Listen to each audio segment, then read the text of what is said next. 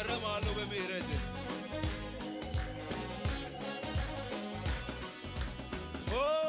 ሻሎም ቅዱሳን የአጥቢያ ቤተክርስቲያናችን አባላት አገልጋዮች ሰላም ለእናንተ ይሁን። እንደገና ደግሞ በዚህ የሚዲያ አገልግሎት በአንድም ይሁን በሌላ የዚህችን አጥቢያ ቤተክርስቲያን አገልግሎት የምትመለከቱ የምታዩ ሁሉ የጌታ ጸጋና ሰላም ይብዛላችሁ። እኔ ወንድማችሁ መጋቢ ኤፍሬም ሞላ ነኝ። ዛሬ ወደዚህ የመጣሁበት ምክንያት በእኛ አጥቢያ ቤተክርስቲያን በአመት 2 ጊዜ የጋራ ኮንፈረንስ እናደርጋለን። አንደኛው ኮንፈረንስ ከእሁድ ጀምሮ እስከ እሁድ ድረስ በአንድ ርዕሰ ጉዳይ ላይ የእግዚአብሔርን ቃል የምንማርበት ኮንፈረንሳችን ነው። እሱን ባለፉት ወራቶች አድርገናል። በጣም ጥሩ የመታነጽ ጊዜ ነበረን። እግዚአብሔር በቃሉ በኩል ወደኛ የመጣበት ጊዜ፣ ጌታን በጣም በኃይል ያመለክንበት፣ ሕይወታችን የተሰራበት የታደሰበት ጊዜ ነበር።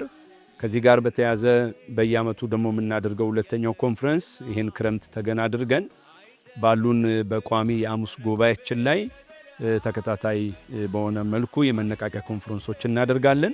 ስለዚህ እግዚአብሔር ቢፈቅድና ብንኖር ከመጀመሪያው የሐምሌ ወር ሐሙስ ጀምሮ ላሉት ተከታታይ 2 ወራት የእግዚአብሔርን ነገር የምንሰማበት፣ በኃይል ደግሞ የምንጸልይበት፣ ምሪቱን የምንጠይቅበት፣ ደግሞ ቅዱስና ያው የሆነውን አምላካችንን እግዚአብሔርን የምናመልክበት ኮንፈረንስ አለን። እዛ ኮንፈረንስ ላይ ሁላችሁም እንድትመጡ እንጋብዛቸዋለን። አብራችሁን የእግዚአብሔርን ነገር እንድትካፈሉ፣ የጊዜውን መልእክት እንድትሰሙ፣ እንድትታነጹ፣ ጌታን እንድታመልኩ ጥሪ እናደርግላቸዋለን። ስለዚህ በአጥቢያ ቤተክርስቲያናችን ያላቸው አባላት አገልጋዮችና በተለያየ መንገድ የዚህችን አጥቢያ አገልግሎት የምትካፈሉ ሁላችሁንም ጋብዣቸዋለሁ።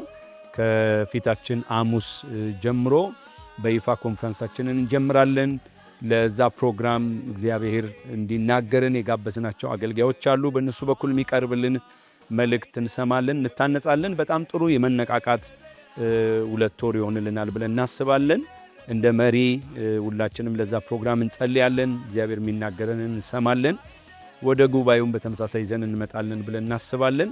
ስለዚህ ሁላችሁንም በፍቅር ጋብዣቸዋለሁ። የጌታ የኢየሱስ ክርስቶስ ጸጋና ሰላም ከሁላችሁ ጋር ይሁን።